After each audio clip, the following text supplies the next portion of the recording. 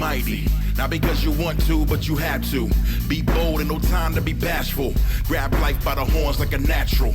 Be sharp, be quick, and be agile. Never ever let a competitor catch you. Stay ahead of whatever is trying to pass you.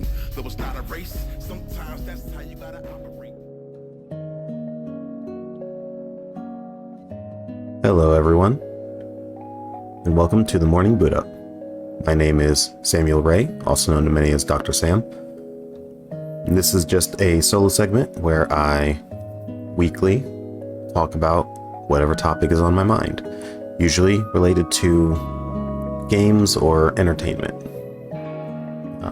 And this week I wanted to talk about a gaming topic, player freedom. The reason behind this is because I've noticed a shift in the games that I've enjoyed the most over the last, I would say, 3 years.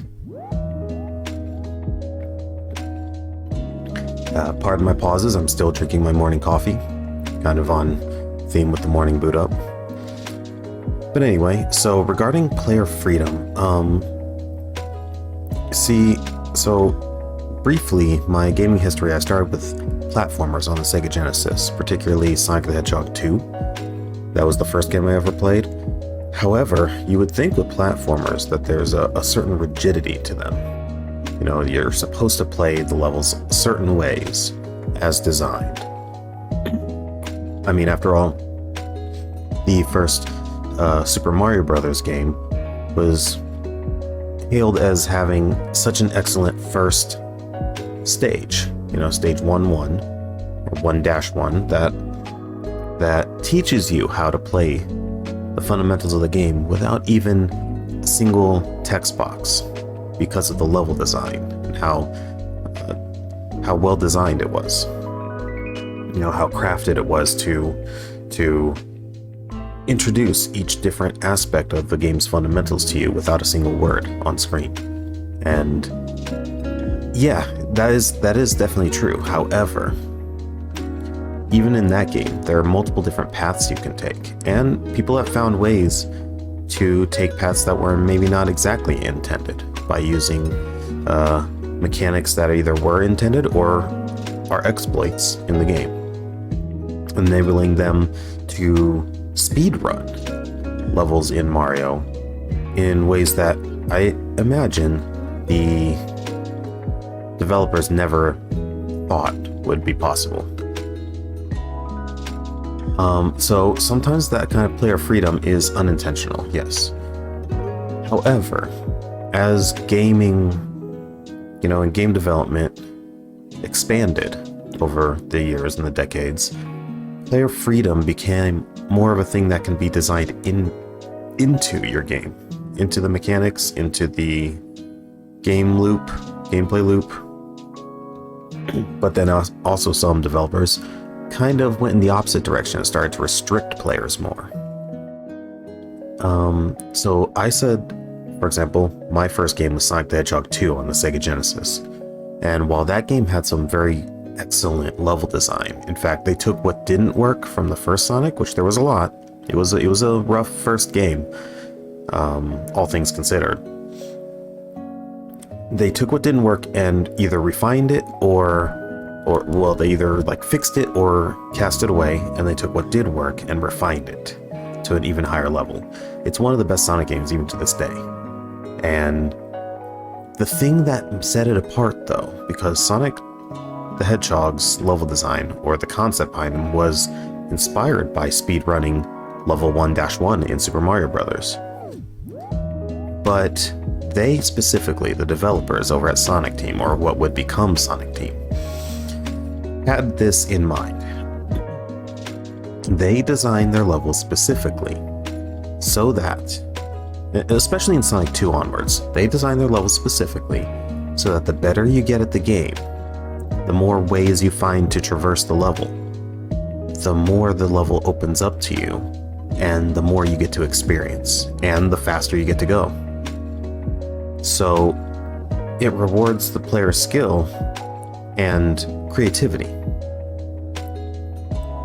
So definitely more of a sense of freedom than, say, the Mario games, because it also had a physics system, Sonic games did, that allowed you to utilize like rolling down, steep declines in order to increase in speed beyond your maximum running speed. And so players were able to utilize these mechanics to traverse the levels creatively with freedom. And the whole thing behind Sonic's personality and design was that he was supposed to be the cooler, hipper, edgier, free spirit compared to Mario, who, let's be honest, doesn't have a whole lot of personality or depth of characterization to speak of. So it fit in the whole concept. Now, I've stayed with the Sonic franchise through my whole life, through its ups and downs, and most of the games I can appreciate for what they are. The rare exception being like Sonic 2006, because that game was just so rushed and so buggy that it's hard to get to the parts that are appreciable, that can be appreciated more easily. So yeah, that one's rough, but most of the Sonic games that people widely panned, I enjoyed. Now, when it comes to, let's see, my main issues with player freedom really come into the player versus player, or PvP space. And that's where most of the glaring issues pop up, where player freedom becomes more of an issue, and not in all of them though. And so that's one of the main things I wanted to talk about. So ever since 2002, when I played my first fighting game, well, it wasn't my first ever that I played. The first ever that I played was Justice League of America Task Force, so JLA Task Force on the Sega Genesis with my father. We rented it from a Blockbuster, played it for a week, and never ended up playing it again. I'm probably going to revisit that someday in the future. But the first fighting game I really got into was Soul Calibur 2. And that game, it was specifically because it had Link from Legend of Zelda Ocarina of Time in it. And I had played some Ocarina of Time on my childhood friend's N64, as well as played a lot of the Super Smash Bros. And Super Smash Bros. Melee, both of which had Ocarina of Time Link in it. So that was the connection that made me want to get the game. And then I ended up enjoying the game so much and ended up maining other characters besides Link. But that game was so fun, and it had a sense of freedom. The 8-way run mechanic. All you have to do is hold your stick or directional pad or whatever in the direction you want to walk, and you get to walk in that direction. Although it was a fast walk, that's why they call it 8-way run. So you had a pretty swift step. And you could just freely move in whatever direction you wanted to by holding in that direction. So it felt a little closer to like a 3D platformer or 3D action game than a traditional 2D fighting game. And that, combined with the fact that there weren't very long combos that could not be escaped. Well, for one, the game had a mechanic where you could kind of influence the direction you were falling to try and escape combos. So it kept you, what's the word I'm looking for? It kept you, it was interactive. It retained interaction from the person getting hit while being juggled. That way, that player never feels completely hopeless. And then on top of that, the combos just, in general, the combo potential was not very high. It was not a long combos game where one player has to just put down the controller while the other is comboing and wait until they drop the combo or end the combo. So that, combined with the freedom of movement and the very intuitive, button system, horizontal attack, vertical attack, kick, because everyone was using weapons in that one, melee weapons. So, your horizontal attacks can be ducked, your vertical attacks can be sidestepped, which is easy, it's just hold that direction.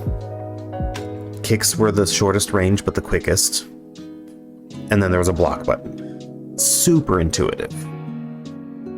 And then the way it was designed, it just gave a lot of player freedom. It didn't really restrict you into like certain boxes. You could play up close, rush down, just attack, attack, attack. You could play a farther reaching character like Ivy or Seongmina. You could play someone who plays more in the mid-range like Mitsurugi. you had freedom to, and they were all very useful. Like, I don't think any characters in that game were exponentially weaker than the others to the point where you might as well never play them, unless you're like a hardcore tournament player, in which case you wanted to play, I think, Zhanghua, the Chinese sword dancing style. I think she was the best character because she had a mix of a decent little range, decent bit of range, and a lot of mix-ups to keep the opponent guessing what angle she was going to be attacking from. But aside from that, like, one case of the clearly best character in the game, and only if you're playing competitively, you generally had the freedom to play, how you wanted. And then, let's see. From there, in other fighting games, it was like Dead or Alive, which was very free. You had the free step dodge, which was something between Virtua Fighter's sidestep system and the 8-way run of Soul Calibur, so it was kind of an in-between. It was not as free as the 8-way run in Soul Calibur, but it wasn't as restrictive as other fighting games, like Virtua Fighter and Tekken. So it still felt pretty free. And then the combo system, you generally didn't want to do full combo strings, so you're more throwing out very staggered attacks, but you're never helpless either, because you also had, unless you got launched into the air for a juggle, you always had access to the counter hold or reversal hold. It was like a way to take an opponent's attack and you reversal, you do kind of a counter, you like grab the limb and counter it and do damage to the opponent and knock them down. So you completely reverse that momentum and you get rewarded with damage. So while it was a faster paced, more aggressive game, they didn't neglect the defensive aspect of it. And so you still could kind of play how you wanted. You could play a more patient and reversal heavy game, or you could play a more aggressive and mix up heavy game to make it harder for the opponent to do reversals. You had that freedom of play style. And the moving around was still pretty free. If you wanted to sidestep, you just tapped up and then held it. It's like you double tap and hold, and then you're just freely walking in that direction. And it just had a simple punch, kick, guard button layout like Virtua Fighter. Very intuitive still, and still had a high measure of freedom. Then you start getting into, well, Virtua Fighter feels restrictive until you understand the mechanics, but then you realize that the reason why sidestepping and backdashing and stuff feels more restrictive is because it's meant to be more deliberate. So you have to commit to the action, but the action is consistently rewarding in the right situations. So if your opponent uses a move that you can sidestep and you do a sidestep, it's going to work every single time. You have the freedom to use that tool in the right situations, and you will consistently be rewarded for it. Unlike Tekken, where it's all dependent on like collisions and hitbox and hurtbox weirdness. So you can, the opponent can be using, say, a thrust kick, and you sidestep. But if you didn't sidestep early enough, you can still get clipped by it. And that just feels bad, because it's like, I used the right option, but I didn't use it predictively, I used it reactively, and so therefore I got punished for trying. It just doesn't lead to as good a game feel. And that's more of a thing in recent Tekken, particularly Tekken 7. Because in Tekken 6, sidesteps were a bit stronger, they traveled further. They nerfed that heavily in Tekken 7. And then they nerfed it, I think, again in Season 3 of Tekken 7. And jury's still out on Tekken 8, but it's not looking great from the footage I've seen. And then, like, my main issues kind of come from modern fighting games, though. Ones made after 2012. Because then you get games like, well, let's talk Tekken 7. I enjoyed early Tekken 7.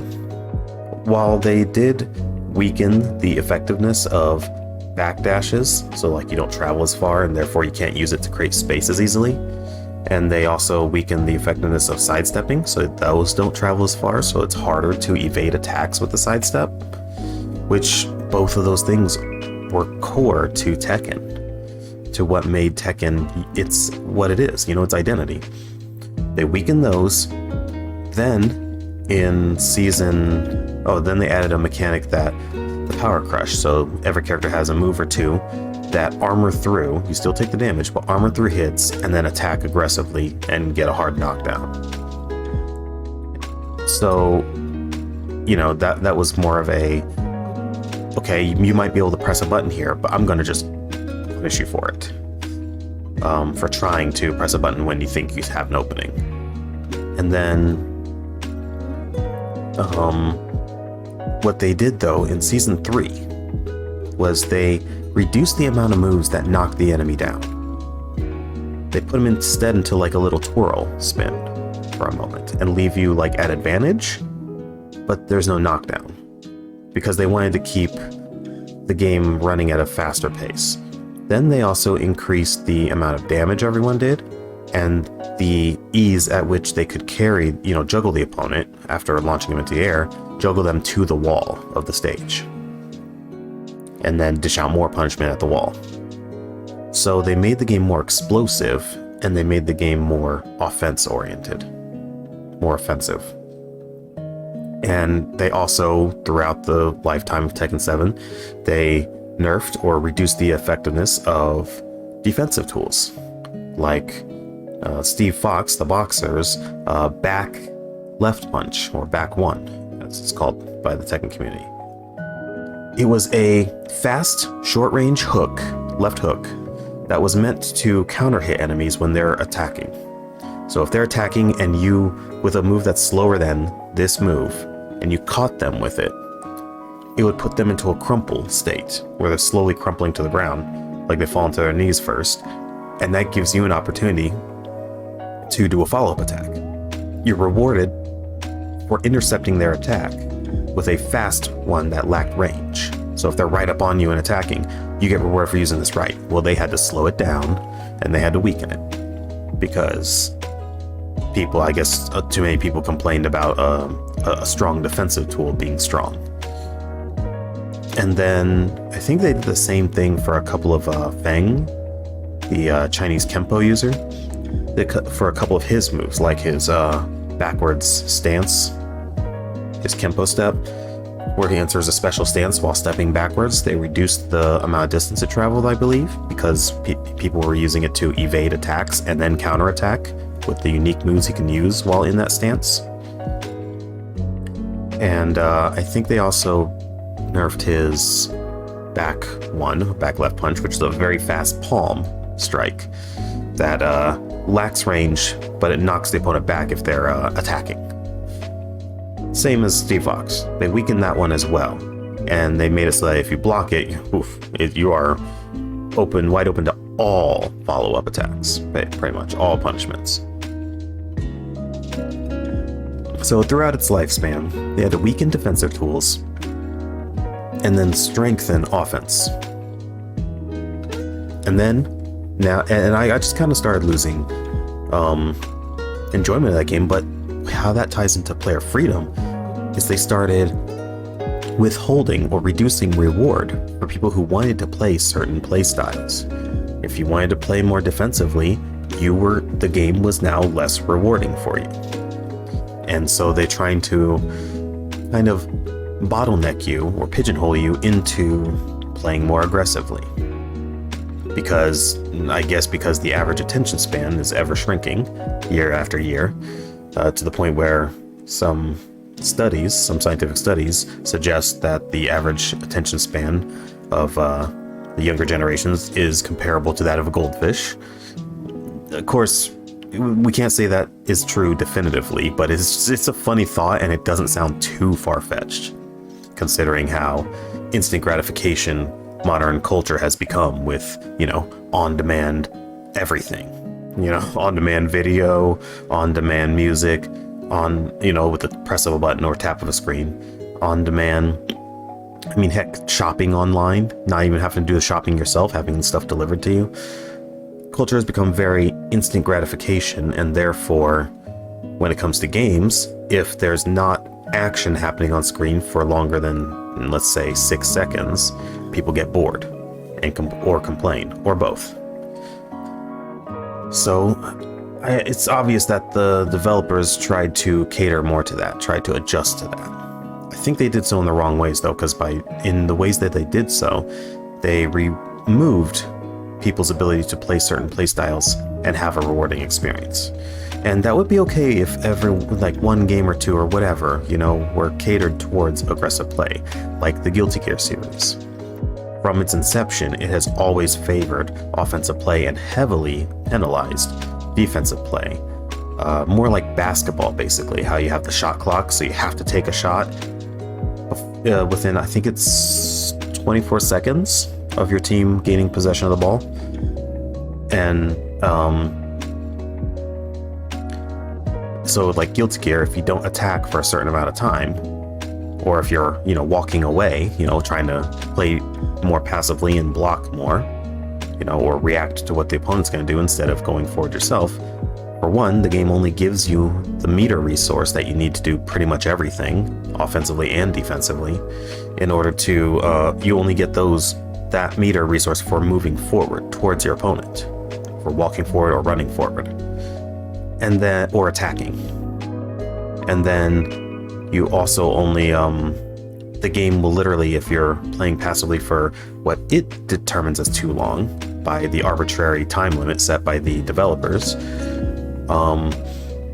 the game itself takes away all your meter, which, like I said, is necessary to do pretty much everything offensively and defensively, especially defensively, because blocking just puts you at such a huge disadvantage in that game that you need resource meter in order to use one of the mountain of game mechanics that all use that meter to get out of the opponent's aggressive offensive pressure.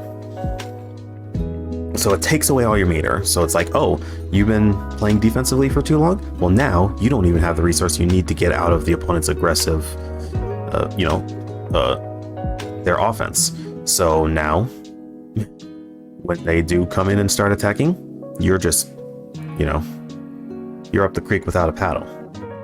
And then on top of that, it also locks your ability to gain any meter for a few to several seconds. So the game really heavily penalizes you for trying to play more defensively. So if you are someone who, like me, has more of a tendency to be a defensive outboxer or like a fencer type of player, playing more defensively, focusing on that space control between me and the opponent, watching how they try to approach and then reacting to it, Guilty Gear says, no, you can't do that. If you do that, we will penalize you.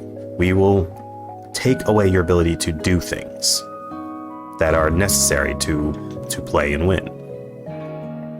Literally disallowing certain playstyles. That's the opposite of player freedom. That is the antithesis of player freedom. The only player freedom is to play aggressively. And when you don't have the choice to play how you want to play, that's not freedom. You're literally being told how you have to play. And if you don't like to play that way, well, too bad. And if you bought the game, well, you wasted your money. Guilty Gear is an extreme case though. And so fine, it has its audience, that's fine. They can enjoy it. However, in recent years, I would say the last 5-ish to 10 years, that has become the majority of the genre. So now you have your tag team fighting games like Marvel vs. Capcom and Dragon Ball Fighters, and you have King of Fighters, which while it does allow more player freedom, it still is skewed towards offensive play, which is why I'm hesitant to buy the game. And I probably won't buy it for anything more than $15 or $20. If I ever do buy it. But that game at least gives you more fairness towards those who want to play more defensively. If you have the meter, you can not only use aggressively, you can use it defensively, and the defensive tools are just as strong as the offensive tools.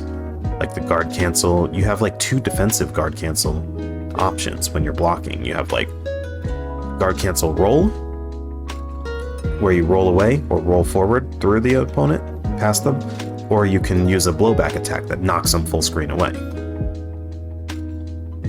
And then, that's actually the only,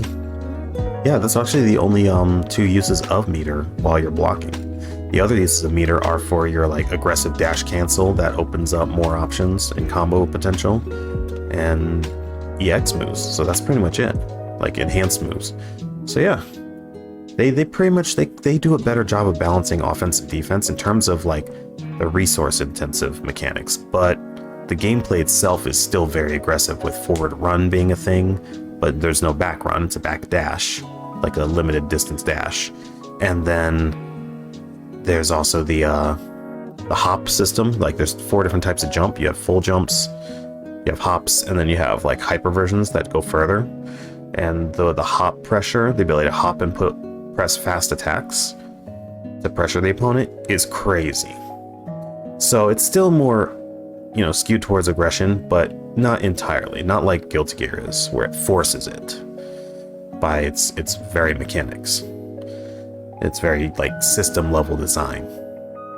So it still enables more player freedom, but more and more fighting games like Street Fighter, which is known for being that game where you want to play on the ground, the slow methodical, pressing the long reaching attacks to try and control space, and then only going in when you see an opening. That's my kind of game. And the most recent one, Street Fighter V, took that away, made it much more aggressive. They took away, they gave almost every character tools that go right through projectiles, which, throwing fireballs has been a staple of the very foundation of Street Fighter, and therefore two-dimensional fighting games as a whole. And the one that introduced that and pioneered that, the most recent entry, literally just took away all effectiveness of projectiles for the most part. Maybe not all, but a lot of it. And so then you had characters like Ryu, the staple of the series and of the genre. He was extremely weak until they had to buff him in other, more aggressive ways in later seasons of the game's lifespan. So, and then that game also, it became much more dependent on learning the frame data, basically the hard-coded programming of the properties of all the different moves, so that you could find your optimized combos or optimized block pressure and all that stuff. And once you learn that stuff, or once others, because remember, this is player versus player, so once the people you're going against are using these things, that takes away your ability to play in other ways, even more so. And that kind of ties into the issue with PvP in general, because fighting games aren't the only one. Fighting games are just currently the ones that are leaning the hardest into catering to offensive play and the propensity of people to get bored when nothing offensive is happening for, a few seconds at a time. But because that genre, by its nature, is a bit more restrictive in movement and, the scale of the space your rounds are taking place in, it has a more drastic effect on player freedom, because once they start removing reward or even preventing other, non-offensive play styles, they are literally taking away players' freedom to play how they'd like. Which is why I haven't had any fighting games to enjoy for the last, I would say, 3-ish years. Which really kind of opened up my eyes, though, because then I got into Monster Hunter Rise. And I'll get into that a bit later. But first I want to just state that player versus player, the issue there lies with player freedom in the form of the meta. And I want to make the meta a discussion for another day, or a podcast or something like that. Podcast episode, a full-on feature with Sai. So I'll just give the Cliff Notes version, but the meta is meta knowledge. So knowledge outside of the game, right? Knowledge that the players have through experience and research and whatever, practice. Meta also can be shortened. It made an acronym which gives the same idea: most efficient tactics available. that is the same basic idea. Once that meta knowledge, that knowledge that the players have, helps them to determine what's most efficient, what's most effective, then that becomes most effective tactics available. Once you know what tools or characters or whatever, equipment, weapons, what have you, depending on your genre, are most efficient at playing the game, most effective at winning the game, it reduces player choice. And I really like a video from Josh Strife Hayes.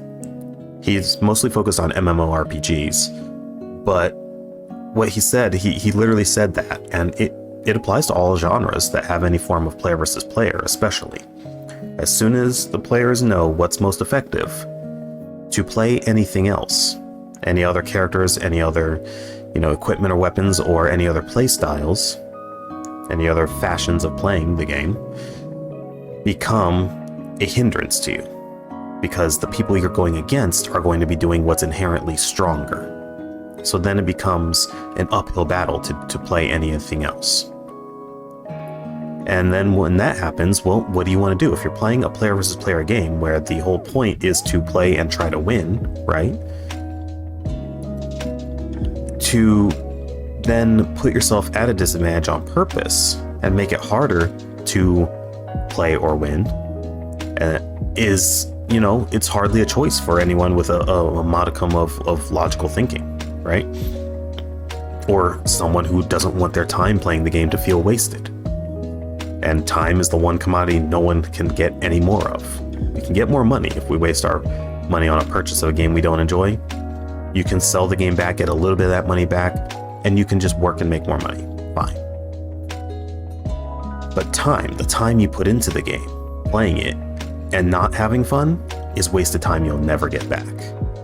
So if playing certain styles or loadouts or whatever is going to put you at disadvantage and make it less fun, why would you want to do that? Therefore, that choice is reduced or removed from you, just logically speaking. And then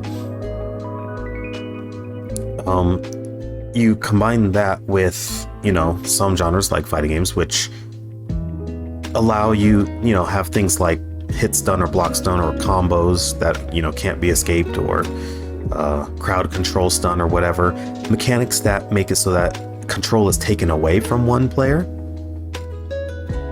That compounds with the meta to make it so that if you're playing off meta, sometimes you just can't play the game. Your amount of seconds in control of your character per round are heavily reduced. In which case you literally are wasting your time because you're playing a game that you're not really playing. That's why people complain, let me play the game, when they get locked into stun or crowd control in an MMO or a MOBA like League of Legends, or Overwatch, like early Overwatch, which was like a MOBA shooter hybrid that had a lot of stun and crowd control effects, that they had to reduce those and retool those in Overwatch 2, which was a good call, objectively speaking, reducing crowd control stun. But that aside, once once the meta is a thing, it does reduce player choice. It reduces player freedom to play how you want. That's why I've recently come to like battle royales, which are essentially multiplayer competitive PvP roguelikes. You may memorize the map that it takes place in. Fine. You may have your favorite characters with their character abilities that stay the same. Fine. But you may even have certain equipment or weapons or whatever that you specialize in, that you're really, really, really good at, or just extremely proficient in. Fine. But the randomized nature of the gear that is, spread about the map, spread across the map, means that you're not guaranteed to get those things you're best at, you're best with. You're not guaranteed to get the best stuff in the game. There may even be a meta. This weapon is better than all the others, but there's no guarantee you'll get that weapon. And then there's no guarantee that the person who does get that weapon will even be able to use it well, be able to use it effectively, to take advantage of how good it is. that randomized nature actually enables more player freedom, because now it becomes more about how flexible are you? How much can you adapt to what you get and build a plan around the things that you do get instead of what you wish you could get, right? You can't guarantee you're going to get anything specific. So it becomes more about figuring out how to use what you're given or what you find in an effective way. And that creates varied creative ways of playing. A lot more freedom. Because now it's like, okay, well, I got this really wonky combination of stuff. How can I make the best use of it? And then you attempt it. And then when it works, it feels great. If it doesn't work, you're like, oh well, on to the next match. And you hit play and you're playing another one in less than a minute. So even if it doesn't work out, it's not gonna really hinder your ability to play the game for very long at all. That's why that genre is so popular. That's why so many casual video game players who aren't like the hardcore fighting game type people, or hardcore League of Legends types, enjoy it. Because that element of random actually does reduce the restrictedness that the metas and player versus player has upon player freedom. It actually enables more player freedom. And that's a good thing. Objectively speaking, player freedom is a good thing. Because life is full of restrictions, right? When you're at work, you have to do certain tasks. You can't speak in certain ways. A lot of workplaces won't let you, you're not allowed to use a lot of profanity or vulgarity or whatever, or obviously suggestive behavior and whatnot just don't belong in certain professional environments or school environments, right? Or what have you. We all have things in our lives that put restrictions upon us, right? That's just a part of life. It's figuring out how to still be yourself genuinely despite those restrictions, but then also being able to adapt to those restrictions and do what you need to do to get by day to day. That's what maturing and becoming an adult is about. You're not going to have complete control over everything. You just need to exercise control over the right things. So it's not, you don't want to sell out and just be, a weak-willed person who is just going to bend to everything. But, there's going to be restrictions in some areas of our lives pretty much every day. And every single one of us has to deal with that. Some are able to deal with it better than others, and that is what sets apart the men from the boys, so to speak. The mature ones are the ones who are able to deal with it well. But since we have restrictions in our lives, most people don't want to deal with such restriction on their freedom as players of a video game. Entertainment, right? That just doesn't make sense. So, player freedom is an important tenet of video games. The ability to play what character you want, or what style you want, or, a character that fits whatever playstyle that you want, or are just naturally inclined towards, and to not be punished for it. To have a rewarding experience, regardless of your style of play. That is important to games. To withhold that is to limit your product as a game developer.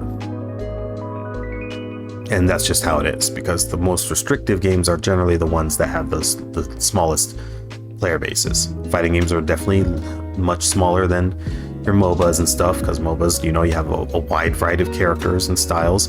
You also have your item builds that allow you to do various different things.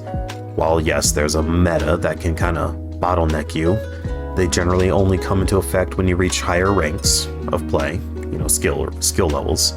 And then of course there's game modes where they're much more casual or randomized, and so therefore the meta doesn't apply there. And honestly, in those kind of games, those are the modes that appeal to me the most. Like in Pokemon Unite, I prefer quick mode, the casual mode with all the varied game types compared to the standard mode.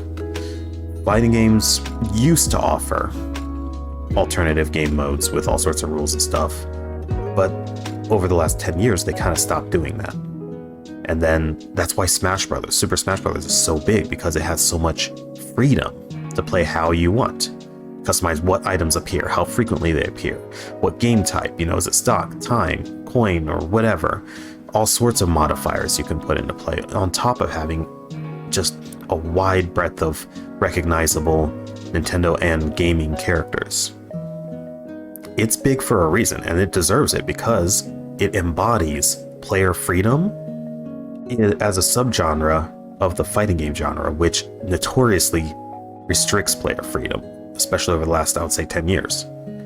Super Smash Bros. Is all about freedom, and that's what makes it so great. So then going out of, and then, Battle Royales have a lot more player freedom and flexibility and less rigidity because of the randomized nature, the randomized elements in them. That's also why I've come to recently like roguelike single-player games, because they're less about figuring out, the cheese, figuring out what's most powerful and cheesing your way through the game, and more about adapting to what you're given. Hope for the best, but make the best out of what you get. And then, which in my opinion gives it endless replayability, or near endless. But then going away from PvP or roguelikes, you get into single player games or cooperative games. Now there, player freedom is much more common. Let's take Monster Hunter Rise, like I mentioned earlier. I got into Monster Hunter Rise right at around the time that I started becoming more disillusioned with the fighting game genre and sick of, it was right around the time that Tekken 7 Season 3 changed. Not around the time, but after. Tekken 7 had already made its changes to the core aspects of the game and started making it more difficult for me to play my way and be rewarded at all. So I kind of stopped playing that completely. I tried out Guilty Gear Strive, and that did the same thing, but worse. Whatever, I wanted to support fighting game developers putting rollback netcode into their games and showing that it was worth it financially, so I did my part there. I bought it for that cause more than anything else, so I'm not particularly bitter about that. But I did stop playing and buying fighting games because they just generally punish me for playing how I want to play, taking away my player freedom. And then, telling me I have to conform to playing the way they intend me to play, or I'm gonna have a bad time. No, that's not what I'm in games for. That's not what I enjoy games for. So I kind of noped out after nearly 20 years of playing the genre. It's disappointing, but whatever. But I started getting into more single player games, found some Metroidvania platformers, the Blaster Master Zero series that I was playing through, and then Monster Hunter Rise came out. And I happened to have, some gift cards left over for a store, and that store was selling it while it was brand new on Switch for $10 discount. So I managed to get the game for $8 and change. Under $9. I said, why not? I'll give it a try. If I don't like it, because the previous 2 attempts at playing Monster Hunter games resulted in me just not having fun. So I said, if I don't like it, that's fine. I can just sell it, and I'll probably get more for selling it than I actually spent out of pocket to get it. So it was a very low risk situation, in terms of financial sunk cost and whatever. It turned out to be one of the best games of the last 5 years that I've ever played. One of my favorite of all time. I've sunk more than 350 hours, I think more than 360 hours now, into the game, and I'm still playing it a lot. It became one of my main games on my Twitch stream.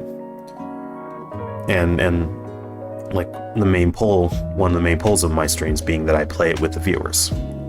So come join my stream and you can play it with me on the Switch, and I still stream it fairly frequently.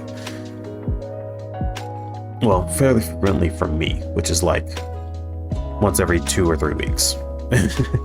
But regardless, because I have other games I stream as well, and I can only stream about once a week. So I tried the game out, and it turned out to be great. And one of the things that made it so great was that I didn't have to follow any guides or any meta to play through the content of the game. It's a single player or a multiplayer cooperative game, player versus environment. So it's players teaming up against the AI, against the, computer-controlled monsters that you're hunting.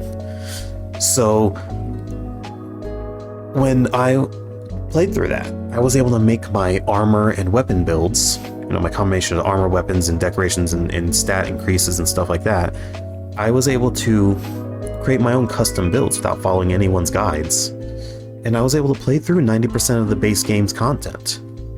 I didn't have to look up meta, the strongest builds until I got to like the 7 hardest missions in the whole game. And they were additional missions that were given as free downloadable content after the launch of the game. They were like against souped up versions of the strongest monsters in the game. So yeah, I got to play through like 95, 98, something like that, like 98% of all the content in the game, playing as I wanted to. Playing the weapons I wanted to, the armor combinations I wanted to, the builds that I wanted to, and the playstyle that I wanted to. I was able to complete 98% of that with a fair amount of challenge. It didn't get really challenging till near the end, but that's fine. The difficulty ramped up at a pretty fair, ramping speed for the average player of the game. Now, of course, a lot of the series veterans complained it was too easy, and that's just common with that game because as the games went on, they got more quality of life improvements to make them up to par with the state of gaming now, not, 10, 20 years ago. Well, 10 or 15 years ago. I forget how old the Monster Hunter series is, but regardless, the challenge was enough for someone who hadn't played a lot of Monster Hunter. It was fair, it was fun, and it did have some good amount of challenge that made me fail a few missions. It was just right, while letting me play how I wanted. It gave me complete player freedom and rewarded it. After getting so disappointed and kind of disillusioned with the fighting game genre that I had put almost 20 years into, being pushed away by the changes the developers were making, to then go into something like Monster Hunter Rise that gave me so much freedom and then rewarded me for playing it. And then I was also streaming it, meeting cool people while streaming it, stuff like that. It really opened my eyes to what I had been missing out on for about 5 years' time. And it really drilled into my head the importance of player freedom. How much that can make or break a player's experience with a game.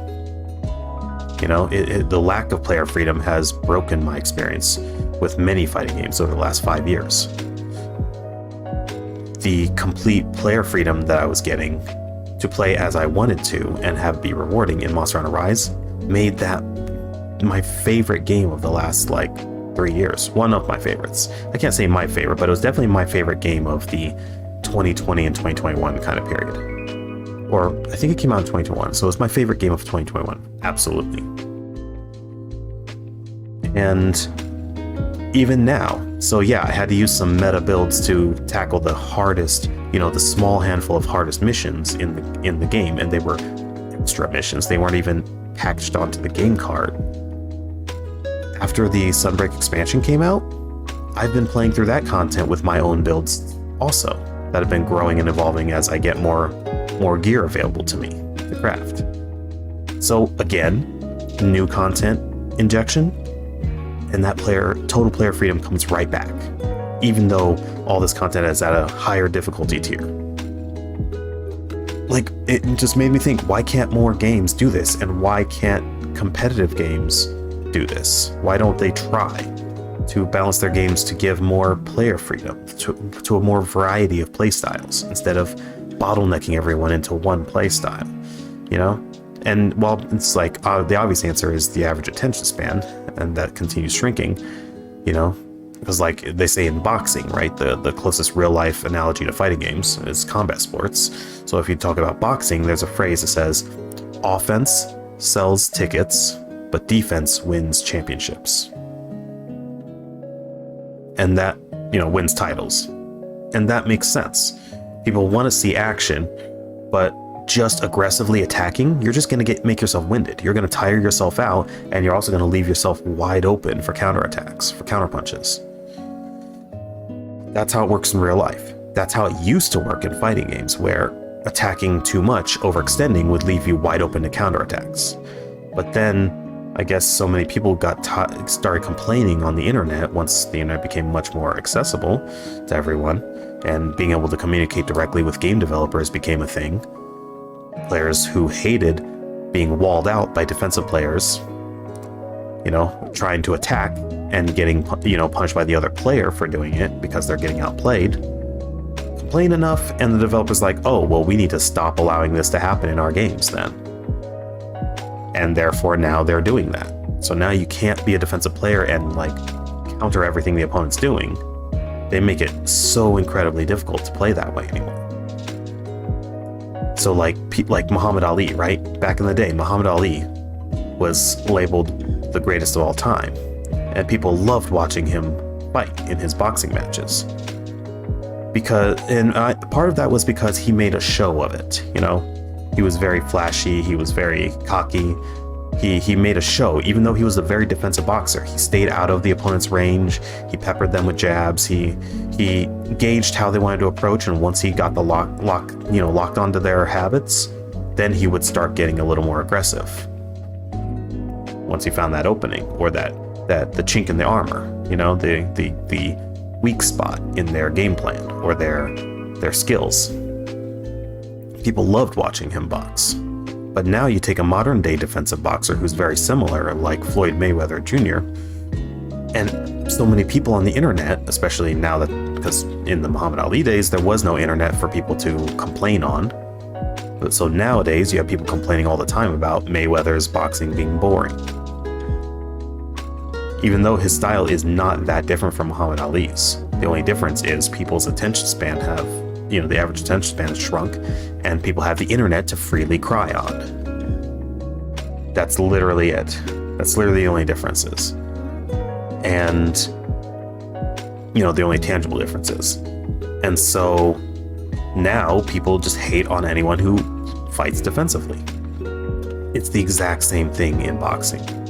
I mean, heck, a lot of the contact sports or just live sports have rules to prevent, playing passively, like in basketball, the shot clock. Football has the play timer where you have to make a play in a certain amount of time after the previous play ended to keep the game going at a faster pace, right? So that people don't get so bored. However, not all of them disincentivize defense as hard as fighting games have. I respect boxing more because they have not implemented rules that prevent people like Mayweather from playing defensively. You can fight defensively and focus more on movement and jabbing and stuff. You don't have to use big moves in order to avoid penalties in boxing. So why should fighting games do the same thing, right? That's my logic there, and it makes logical sense, but fighting games, they penalize you more now than ever for playing defensively, whether it be your guard gets broken if you block enough attacks, or the game itself takes away all your meter, or those are generally the two main ones, or the developers make it more difficult, like your backwards movement is restricted or slower than your forward movement, which is very common in the genre as well. Just in general, they just prevent you from playing a certain way. But then you go to other genres and they give you more freedom to play how you want, or to play in varied play styles. And I mean, the results speak for themselves. Fighting games are still very niche compared to every other competitive genre out there. And that's one big reason why, I believe, is that they're trying to appeal to broader audiences in the wrong ways. Instead of restricting players in how they can play, they should give players more ways to play, more game modes, more modifiers to those game modes, more off-the-wall content, that's not your standard 1 versus 1 competitive mode. which is what Street Fighter 6 is doing, giving World Tour mode, and then these PvP modes with all these different modifiers, like the one with the bull running across the screen, or the WarioWare type mode, or, it's like they're literally doing what all these other fighting game developers haven't been doing. They're giving more player freedom. The meter system, the drive gauge, has more uses, both offensive and defensive, while playing the beta kind of made me feel that the defensive aspects of that are lacking. The offensive uses of that meter are much stronger than the defensive ones. I think they need to buff up the parry more, but at least there are defensive uses for that meter. Albeit they did take away the defensive properties of the Dragon Punch or the Shoryuken, which is another thing that's core to the foundation of the series and of the genre that is gone because it's more defensive in nature. I still am disappointed by that, but at the very least with the meter mechanics, they're not all offensive uses. I think they do need to strengthen the defensive uses a bit more, but at least there are defensive uses there. And just as many as there are offensive uses. And a lot more content, a lot more variety. So people like me who may not necessarily enjoy the standard player versus player in a game like that anymore, I have more things to do in it. I have more ways to play. That's another form of player freedom that they're offering, and I'm going to reward it for it. I'm probably going to get Street Fighter 6 and enjoy it, even if I'm not enjoying the competitive part of it. Give players freedom. And it's not just how they play the game, but like what ways, like what content, game modes, give more variety. The fighting game genre lacks that. Hardcore. It lacks. Hopefully Street Fighter 6 will kind of show the Japanese fighting game developers that that's necessary, because like NRS, the biggest Western, American fighting game developer behind Mortal Kombat and Injustice. I don't care for Mortal Kombat because it's too gory for me. I just never had interest in that. But Injustice is based on the DC superheroes. I enjoyed that series. Those had so much content besides your standard player versus player that were fun. Injustice 2 had the multiverse mode, which was like a very single player challenge mode. You go to these different multiverse Earths and have various challenges. You're forced to use different characters. You go in against different characters. You have different modifiers and requirements. It's like do this to complete this challenge or win this fight, but you have these extra challenges that'll give you bonuses. It was great stuff. Varied content that rewards players for playing in different ways, right? Again, player freedom. Unfortunately, since NRS is NRS and it has kind of a weird reputation in the fighting game community, they kind of treat NRS as the black sheep of the genre, and then the Japanese developers kind of ignore everything NRS was doing, even though they had better online play than all the Japanese fighting games 5 to 10 years before any of the Japanese fighting game developers figured out how to use rollback netcode. Now hopefully Street Fighter 6 and Capcom will show the other Japanese fighting game developers how it's done. Give us more variety, give us more player freedom. Not only in playstyle, but in content, in ways to play. And ways to play is, a pretty varied way of saying it, because that encompasses playstyle and game modes. And even the frequency at which you play, because that's another issue. A lot of modern games try to force you to do this, this MMO, games as a service or mobile gaming thing where it's like you have daily challenges, weekly challenges, monthly challenges. They want you to log on and play every single day in order just to keep up with all the unlocks or progression. That's also an antithesis to player freedom. I don't have the time or attention span or mostly time to play one game every day.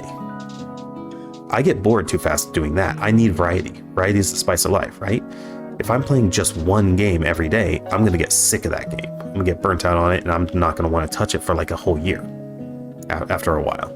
I need variety. That's why even when I'm streaming, I had like generally 3 staple games that I would rotate around.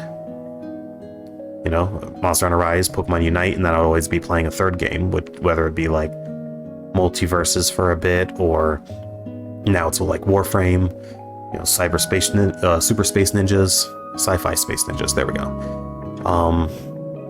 And like, I always have at least 3 games that I stream, because I can't play the same game every single stream. I just can't. I can't become a one-trick pony like that, a one-game specialist in content creation or just in what I play. I need variety. So when these games try to force you to play every day or incentivize you to play every day in order to keep up in the progression and the unlocks and whatnot, I just don't do it. I don't do the dailies or weeklies thing. I don't, and I can't. And I need the freedom to play whatever I feel like playing in the moment when I do have time to play a game. So that's another form of player freedom that these game developers need to figure out more. Don't try, let's take Final Fantasy XIV, right? Yoshi P, the product lead on the development team. He has said in official material, you don't have to play our game all the time. Once you've played through the content that's currently out in our game, like our current expansion, he literally said this, quote, "Go play something else and come back when we release the next expansion," end quote. Literally, this man's like, you don't have to play our game every day. Enjoy what we offer, enjoy the content and the story and the expansions we offer, the raids or whatever, and then when you get tired of it, go play something else, come back when we release more content. That's a mindset that shouldn't be as rare as it is among game developers nowadays. Man's like, literally, you don't have to play our game religiously. Just enjoy it, and then go play something else once you get tired of it, and then come back later. That's okay. For a game developer to say that it's mind-blowing nowadays, and it's sad that it's so mind-blowing, that it's so rare. Stop trying to incentivize players to play ways you want them to play all the time, in these weird ways. Like, I understand not wanting there to be a lot of bugs or exploits in your game engine, right? Because like a lot of speedrunning, is using exploits and glitches to do things that weren't intended by the developers. Like, I don't care much for Super Smash Bros. Melee anymore, because playing it with anyone has become all about using exploits like the wave dash. If you don't know how to use that, you're at a disadvantage, and I don't like when it defines the way people play like that. I want the freedom to play without wave dashing and to not be at a huge disadvantage while doing so, in a game where wave dashing was not intended to be the way you play it. So developer intention does matter. How the developers intend the game to be played in that aspect. Like I said, with the Sonic franchise, recently I played Sonic Frontiers. I 100%ed it, and I'm releasing chunks of that, bite-sized chunks, every day, almost every day anyway, on my YouTube channel. I went for the 100% complete on my first playthrough while playing it on hard mode. To be fair, hard mode wasn't that hard. It was more my difficulty. It was normal for me. It was the normal difficulty for me, but there are kids who play Sonic games, so normal being a bit easier, I understand it. I'm glad they gave me the choice to play on hard mode, to have it feel like a standard game for me. But in 100% completing it, for every cyberspace stage, I needed to get the S rank time. So I needed to an extent, speedrun all of the more linear levels, or the not linear, self-contained levels. But it maintained that design methodology that's been in the Sonic franchise since Sonic 2, which is rewarding players with like shortcuts and stuff for using the intended mechanics efficiently. So rather than using exploits in the game, use the intended mechanics as they were designed, but using them skillfully unlocks new paths through the level, which oftentimes were faster paths, enabling you to get the S ranks. That's, in my opinion, the perfect combination of developer intention and player freedom. You're using the mechanics as they intended them. You're not using exploits or glitches, but by skillfully using those mechanics, you're able to go through the stages in creative ways. That player freedom. Not to mention Sonic Frontiers was an open world game, so you had the freedom to go wherever on each island in whatever order you wanted to, for the most part, except for certain little, progression walls, like the interactions that required a certain amount of the memory medals or or memory pieces, I guess they call them, or certain pivotal progression walls where you had to have a certain amount of Chaos Emeralds, progression through that island in order to unlock that, to then progress through the rest of the island. That's understandable. You have to have some form of structure so that players don't completely break the game. That's fine. But it still offered a lot of freedom. And that made it so fun. And when given that freedom, I decided to 100% complete it on my first play. And I'm not even the kind of person who 100%s many games at all. I think I've only 100% completed a handful of games in my lifetime because the grind makes me burn out of that game too fast. So when you give the players freedom, they're more likely to interact. The freedom to interact with your game at whatever pace they want, in whatever capacity they want, instead of trying to get them to play every single day, or bottlenecking them into certain play styles, or hard limiting what players are capable of doing in order to progress, right? Giving players freedom actually psychologically makes us more willing to engage with your game more. It seems backwards to these soulless corporations. I get it. These publishers, especially the big companies like EA or whatever, they're like, if we don't incentivize the players to interact, engage with the game the way we intend it and as frequently as we intend, they're not going to. But it's the opposite. Do what Yoshi P does for Final Fantasy 15, which is an MMORPG, mind you, which are notoriously, time sinks. And, don't reward you unless you sink a certain amount of time into it. Monthly, especially since it's a monthly subscription game, right? You have to pay monthly to play it.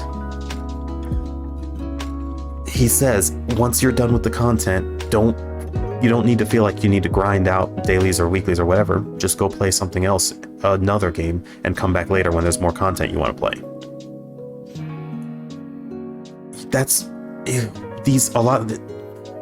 Allow us to play the way we want, to the extent we want, and the frequency we want, and the play styles we want. Make those rewarding, and you will get more people engaging with your game more. That's just how it goes. It feels counterintuitive to the, when you look at it from just numbers, spreadsheets of numbers, like a big soulless corporation. But when you look at it from a psychology standpoint, it's actually a better outcome to have player freedom. So I really hope a lot more of these methods and areas of game development stuff that take away player freedom, I hope they see the benefits of player freedom in those aspects and really lean into that more, because in the last, I would say 3 to 5 years, I've really started to gravitate towards games that give me more player freedom. I'm not content to play more rigid games anymore, where it's like hand-holdy, right? Like, I don't care much for those AAA, your Horizon Zero Dawns that give you a puzzle and then have your companion character start giving you hints to the puzzle immediately after being presented with the puzzle. Like, give me the freedom to figure it out at my own pace, right? I don't enjoy those kind of AAA experiences anymore, these blockbuster games as they call them. But you know what? Honestly, look at the Game Awards, right? Elden Ring won Game of the Year. And you know why? Because it gave players freedom. Like everything that has been successful in recent years, like in the right ways, successful in the right ways, not numbers, but successful with the players, in the players' eyes, players' reception, have been games that give you more freedom. While the AAA space was filled with God of War Ragnarok and Horizon Forbidden West and The Last of Us 2 or whatever, games that really just shoehorn you into the situations, the solutions, and then hold your hand through the entire thing to give you a movie-like experience. Then you have Elden Ring that comes in from Software. They're like, we're going to make a game that gives players freedom to traverse the open world at their pace, wherever they want, whenever they want, to use whatever builds they want, like in Monster Hunter, to use whatever style they want, ranged attacks, physical attacks, summons, whatever, and to reward players for playing those ways. The playing it how they want. And it became Game of the Year because it hit it so big for those reasons. Because it was a game that gave a AAA game that gave player freedom in a landscape that restricts player freedom in so many different ways. You know? And now they're making a new Armored Core game, which the Armored Core series is like the missions present you with a puzzle, and you use the mech customization to build a game plan and customize to the specifications of that mission and complete the mission. But the solution, you know, the right build, it's never just one single build. You have the freedom to figure out your own way around to complete that mission, just your own way to solve that puzzle, you know? And then you have to execute on that. That's what makes Armored Core satisfying. I've been diving into that recently and been having a lot of fun with it. Especially Armored Core 4, where I was playing it on stream and I was like struggling with a mission. Then I was like, you know what? How about I just build for speed? Just boost my way past all these cannon emplacements, right? These turret emplacements. Try to dodge as many hits as I can.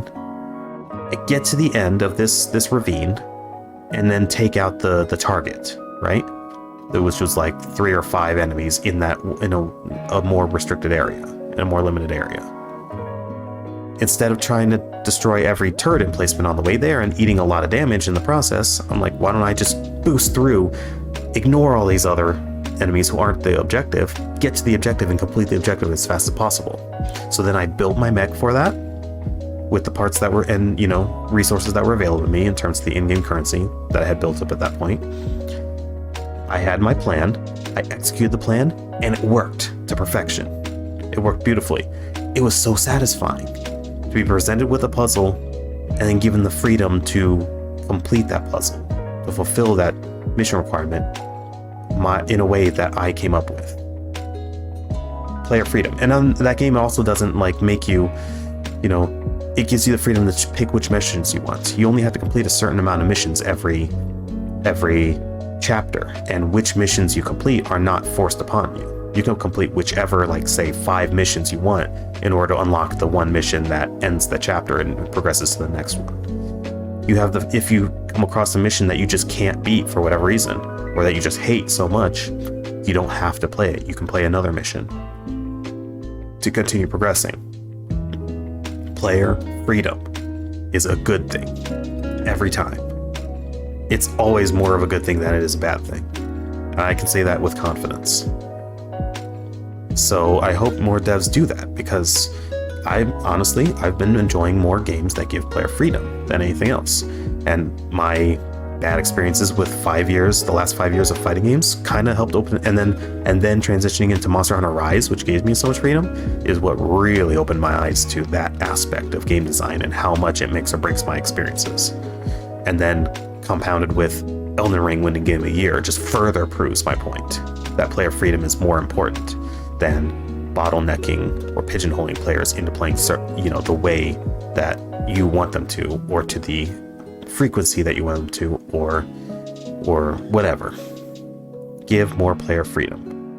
You know, unfortunately, fighting games are really behind on that too.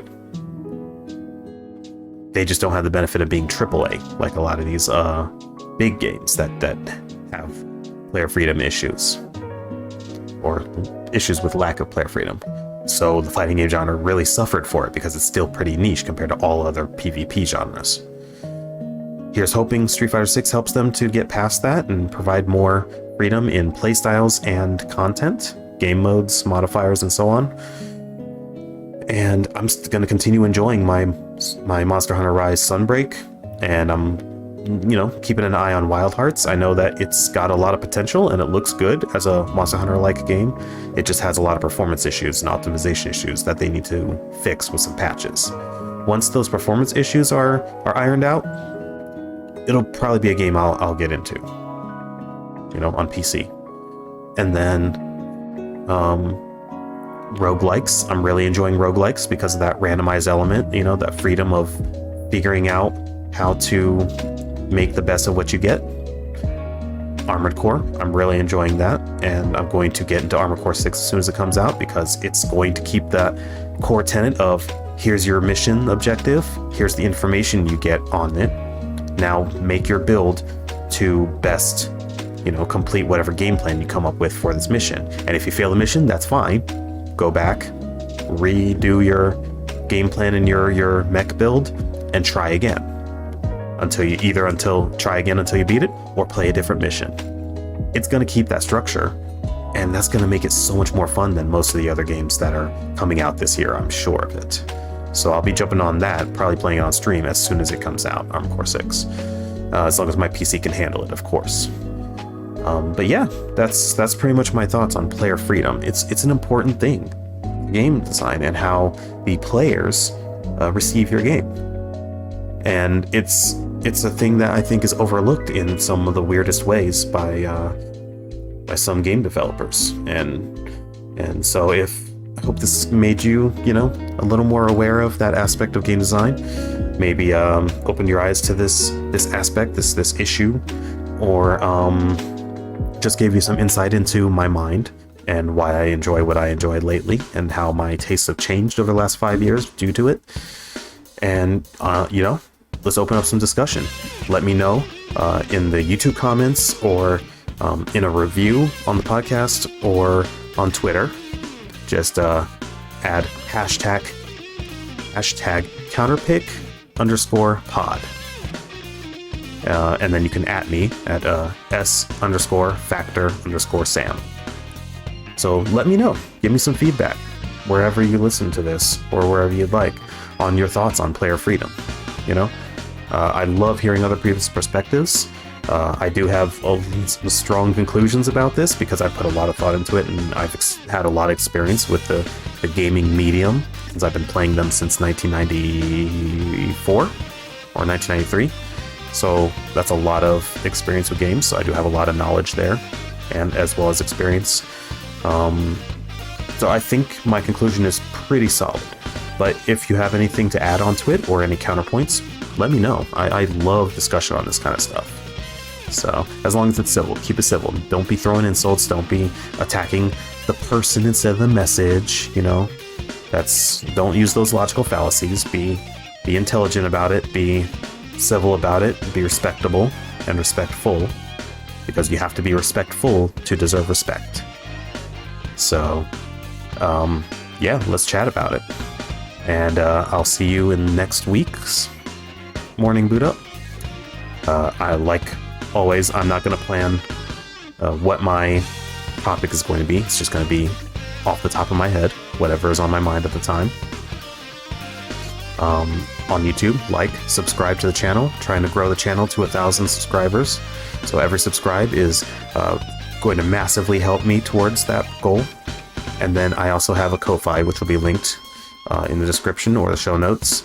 I'm not trying to make this my full-time career, but if I can monetize it a little bit, it would help me to be able to justify, or to afford, putting a bit more time into content creation than working my day job.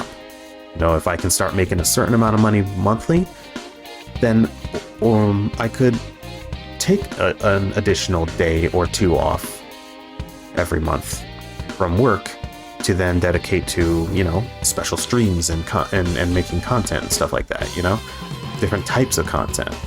I could dedicate more time to it if I could afford it. And to afford it, I would need to make a little bit of money. So, while I'm not trying to make this my full-time career, I enjoy what I do in my content creation.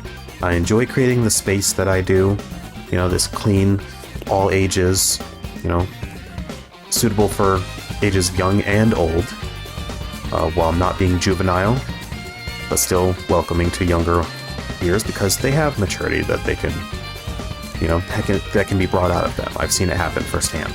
So I'm not going to push them away, but I'm not going to be juvenile to cater to that kind of audience. However, so far, the younger viewers who have been on my channel have been quite mature, actually, and I think that's because the streamer can bring out that maturity, if you're willing to be a good role model, So I enjoy what I do. I enjoy the space I create, and I want to do more of it. So as we grow the podcast and the YouTube channel and the Twitch channel, and then, if I can start making some money, whether it be off of sponsorships or donations on Ko-Fi or whatever, that'll enable me to do it more. And I would like to do it more. So I appreciate every bit of support, whether it be monetarily or not. Because like I said, every subscribe helps, every like helps, every review, every positive review, every tweet discussing, sharing my video and discussing what I say in it. All of that helps. It doesn't have to be money. So I appreciate every single one of you who helps me out with that, growing this, and I look forward to talking to you next week. Have a good one.